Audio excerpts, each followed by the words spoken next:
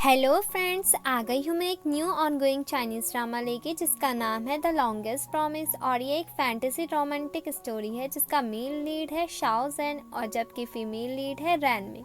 तो story start करते हैं और हम हमारी फीमेल लीड जुयान को देखते हैं जो कि क्रिम्सन क्लैन की प्रिंसेस होती है, जिसकी शादी हाउ ताओ ट्राइब के प्रिंस से लॉर्ड हैके से हो रही होती है। जहां हम जुयान को देखते हैं जो कि मैजिक से अपनी ही तस्वीर को जिंदा कर देती है। वहीं दूसरी ओर शादी के रिचुअल्स चल रहे होते हैं और सब लोग बहुत ज़्यादा खुश होते हैं। तभी वहाँ कुछ लोग आते हैं और बातें कर रहे होते हैं कि मैंने सुना है कि जुयान हमारे प्रिंस से शादी करना नहीं चाहती थी क्योंकि वो किसी और से प्यार करती थी।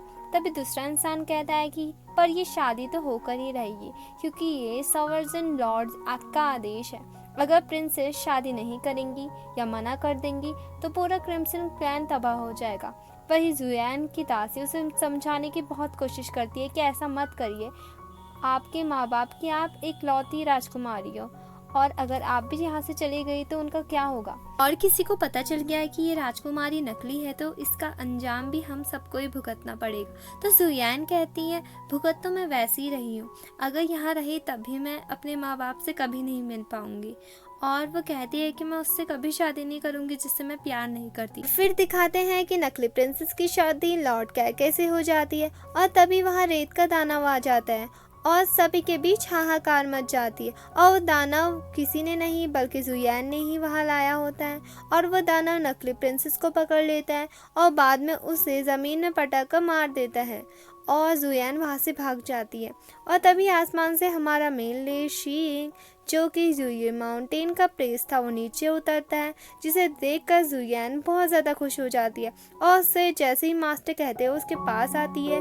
वो उसका हेयर पिन उसे दिखाते हुए पूछता है कि तुम ऐसा कैसे कर सकती हो मेरे गिफ्ट के साथ जो मैंने तुम्हें दिया था।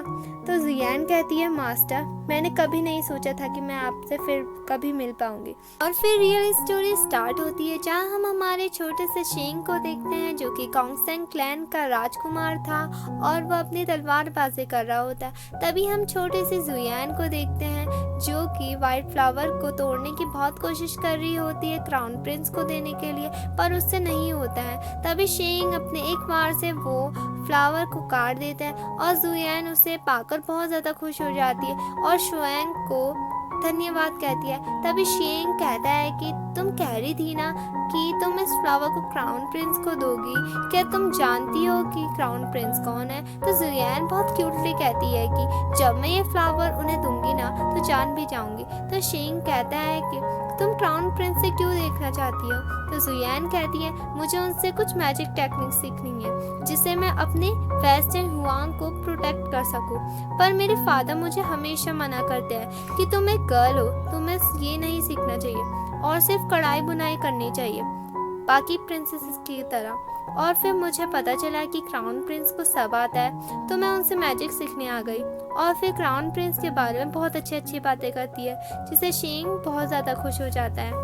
और फिर हम एम्प्रेस बायान को देखते हैं। वही दूसरी ओर से इम्पेरियल कॉन्सर्ट लेडी कुइशी जो कि एम्परर की सेकंड वाइफ थी वो भी आ रही होती है जो कि प्रेग्नेंट थी और वो बहुत ज़्यादा इविल होती है और मलफॉक क्लैन की होती है और वो एम्प्रेस से रास्ता मांगती है क्योंकि वो प्रेग्नेंट थी तो वो अपनी बग्गी साइड नहीं कर सकती थी और एम्प्रेस पे उसको रास्ता जाने का दे देती है। और फिर महारानी के सर्वेंट उसके बारे में बुरा बोलने लग जाती है, पर हमारी एम्प्रेस बहुत ज़्यादा अच्छी होती है तो वो उनको चुप करवा देती है।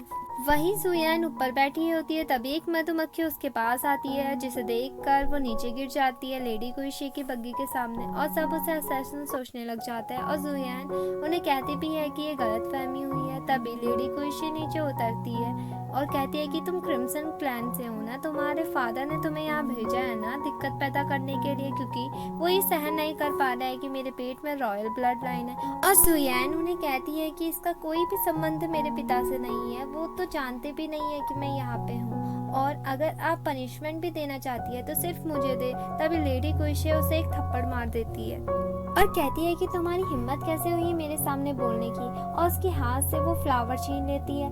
ये एविडेंस है कि क्रिम्सन क्लैन ने मुझे हार्म करने की कोशिश की है और उस फ्लावर को कुचल देती है। फिर जुयान कहती है कि तुम मेरे फादर को फ्रेम करना चाहती हो तुम जितनी बाहर से खूबसूरत हो उतनी अंदर से बुरी हो। और ये सुनकर उसे और ज्यादा गुस्सा आ जाता है और वो जैसे थप्पड़ मारने वाली होती है तभी वहाँ क्राउन प्रिंस आ जाता है, जिसे देखकर जुयन बहुत ज्यादा सरप्राइज हो जाती है। शिंग उसे इंपीरियल लॉ की धमकी देके बहुत ज्यादा डराता है और फिर जैसे कुइशी वहाँ से जाने लगती है तो वो उसे 10 बार एम्परर xiao zhen के होली वर्ड्स को लिखने की पनिशमेंट दे देता है। और लेडी कुइशी बहुत ज़्यादा ऑब्जेक्शन करती है बट एट लास्ट वो मान जाती है और वहाँ से गुस्से में चले जाती है। और शिंग कहता है कि क्राउन प्रिंस तुम्हारे सामने खड़ा है, तुम्हें जो बोलना था बोलो। तो वो पहले तो सब चीज़ों के लिए उससे माफ़ी मांगती है और कहती है कि आशा करती हूँ कि आप मुझे माफ़ कर देंगे। और वो उस फूल को देख रही होती है जिसे कुचला गया था। तभी शिंग अपने मैजिक से उस फ्लावर को सही कर देता है, जिसे देखकर जुयन बहुत ज़्यादा खुश हो जाती है। और शिंग कहता है कि ये रीस्टोरिंग स्पेल है, अगर तुम मैजिक स्पेल बहुत अच्छे से सीखोगी ना तो एक दिन तुम सब सीख जाओगी। और जुयन कहती है कि क्या एक गर्ल ये सब कर सकती है? तो शिंग एक अच्छी बात करता है कि वुमेन और मैन में कोई डिफरेंस नहीं है, जो कि अपनी फैमिली और अपनी कंट्री को प्रोटेक्ट करना चाहता है वो सब सिमिलर है। और उसके हाथ पे वो फ्लावर पकड़ा देता है। और फिर हमें राजमहल दिखाया जाता है जहाँ सभी राजा, मंत्री, प्रिंसेस सभी बैठे होते हैं। तभी शिंग एम्परर को कहता है कि एम्परर क्या आप मुझे परमिशन देंगे एक ट्रांस परफॉर्मेंस करने की? और एम्परर बहुत खुशी से उसे परमिशन दे देते हैं और शिंग अपना स्क्वाड डांस करता है जो कि बहुत ज़्यादा अच्छा होता है। वहीं दूसरी ओर से चोरी छुपके जुएन भी वहाँ आ गई होती है और वहीं हमारे सेकंड प्रिंस शू यू भी देखते हैं जो कि बहुत ज़्यादा खुश हो रहे होते हैं अपने भाई को देखकर। और शी इंग अपने अच्छे से स्क्वाड डांस कर रहा होता है जिससे वहाँ बैठे सभी इम्प्रेस हो रहे होते हैं। और तभी वहाँ पे लेडी कुइशी आ जाती है और किसी को भी उसे देखकर अच्छा नहीं लगता। और फिर एम्परर कहते हैं कुइशी तुम्हें थोड़ा पहले आ जाना चाहिए था, तुमने क्राउन प्रिंस का स्क्वाड डांस मिस कर दिया। तो लेडी कुइशी बहुत मिर्ची लगाते हुए कहती है कि अगर मुझे क्राउन प्रिंस ने 10 टाइम्स स्पिरिचुअल बुक लिखने की सज़ा नहीं दी होती तो मैं जल्दी ही आ जाती। और एम्परर बहुत ज़्यादा गुस्सा हो जाता है। और तभी लेडी कुइशी कहती है कि एम्परर से बस मैं आपको बर्थडे विश करने आई थी, अब मैं चलती हूँ। तो एम्परर कहता है कि चलो मैं तुम्हारे साथ चलता हूँ। एम्प्रेस कहती है कि आप इस ऑस्पिशियस टाइम पर कहीं नहीं जा सकते। तभी कुइशी कहती है कि महाराज आप यहाँ रहिए वरना लोग कहेंगे कि मैं आपको यहाँ से ले गई। और फिर वो वहाँ से चले जाती है। तभी महाराज बहुत ज़्यादा गुस्से में होते हैं और शिंग को इस कोर्ट को गार्ड करने की पनिशमेंट दे देते हैं। और जुयन को बहुत ज़्यादा बुरा लगता है कि उसके वजह से क्राउन प्रिंस को ये सारी पनिशमेंट मिली। और फिर रात का सीन दिखाते हैं जहाँ रात में कुइशी पवेलियन की एक सर्वेंट शिंग की हेल्प मांगने को आती है कि आपकी सुबह की सज़ा देने की वजह से लेडी कुइशी इतनी ज़्यादा गुस्सा हुई कि उनका गुस्सा सारे सर्वेंट पर निकला और उन्होंने मेरी बहन को बहुत ज़्यादा मारा, प्लीज़ योर हाइनेस मेरी मदद कीजिए। और जैसे ही शिंग कुइशी पवेलियन जाता है सर्वेंट कहती है कि किसी का भी अंदर जाना मना है तो आप जाइए। और तभी उसके एक्सप्रेशन चेंज हो जाता है और जैसे ही शिंग दरवाज़ा खोलकर अंदर जाता है तो वो हर जगह कागज़ बिखरे होते हैं और कुइशी ज़मीन पर बेहोश पड़ी होती है। और जैसे ही शिंग उसे उठाता है तो कुइशी तलवार निकाल देती है और जैसे ही बचाने के लिए शिंग उससे तलवार छीनता है तब तक महाराज वहां आ गए होते हैं और कुइशी खुद उस तलवार को पकड़कर खुद को मार देती है। और महाराज को ऐसा लगता है कि शिंग ने कुइशी को मारा और कुइशी सारा इल्ज़ाम उस शिंग पर लगा देती है और फिर वो महाराज की बाहों में मर जाती है। और महाराज उसके बाद पूरे पागल हो जाते हैं और सबका कसूरवार शिंग को समझने लगता है। और जैसे ही शिंग को मारने वाले होते तभी इम्प्रेस वहाँ आ जाती है और महाराज को बहुत समझाने की कोशिश करती है पर महाराज को समझ ही नहीं पाते। और तभी वो हाथ में तलवार उठा लेती है तो एम्परर अपने बचाव में गार्ड को बुला लेते हैं और शिंग अपनी मदर के हाथों से तलवार हटाने की कोशिश करता है। तभी उसकी मदर बेहोश हो जाती है और वहीं हम जुयन को देखते हैं जो कि उस फूल को देख रही होती है। तभी वो लोगों को आग बुझाने के लिए पानी ले जाते हुए देखती है और उस हड़बड़ी में उसका फूल कैरेज में ही गिर जाता है और उसके फादर वहाँ आते हैं और उसे वहाँ से जाने को कहते हैं। और जुयन के पूछने पर वो बताते हैं कि पता चला है कि क्राउन प्रिंस ने लेडी कुइशी को मार दिया और एम्प्रेस ने आग लगा दी है पैलेस के अंदर जहाँ क्राउन प्रिंस भी है।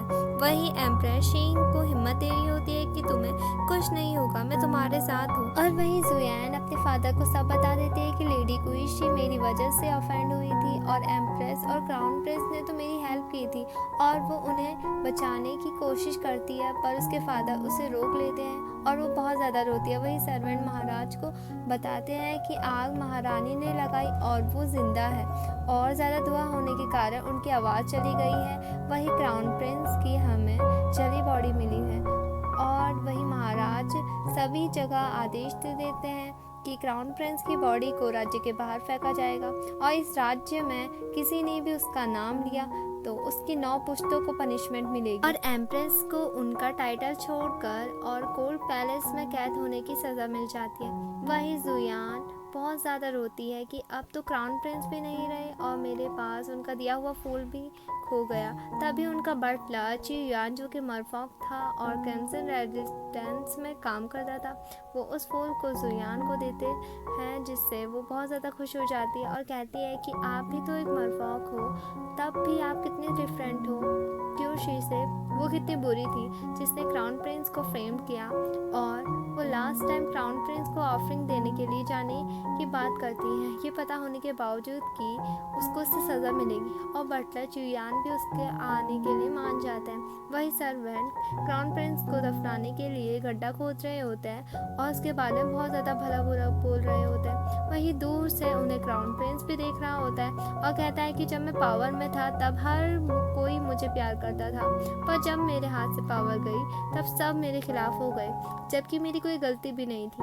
और वही उसके साथ कोई खड़ा होता है और हम देखते हैं कि शेंग कहता है कि माँ आप चलो ना मेरे साथ, हम कहीं और जाएंगे जहाँ हम अपनी आइडेंटिटीज भी चेंज कर लेंगे। पर उसकी माँ उसे बहुत समझाती है और वो अपना जेड जुयू माउंटेन के high priest of grand preceptor को दे देती है, और वो प्रीस्ट अपने मैजिक से शेंग का हमशक्ल बना देता है। और एम्प्रेस कहती है कि आज इस आग में तुम्हारा हमशक्ल जलेगा और मैं हाई प्रीस्ट को तुम्हारा मास्टर बना रही हूँ, तो अच्छे से रहना। और उसे समझाती है कि बदला लेने की कोई ज़रूरत नहीं है, ना कि हेट करने की, बस तुम सुरक्षित रहना। और शेंग बहुत ज़्यादा रोता है। फिर महारानी खुद आग लगा लेती है पैलेस में, और यही शेंग सोच रहा होता है। तभी रात में सूरज जैसी रोशनी दिखती है, तो सारे सर्वेंट ये सब देखकर भाग जाते हैं इसने क्या होता है, और वो एक हेयर पिन बनाते हैं और कहते हैं कि इससे तुम्हारी कुछ समय तक स्ट्रेंथ छुपी रहेगी और एक दिन तुम वो सब पाओगे जो तुमने अभी खोया है।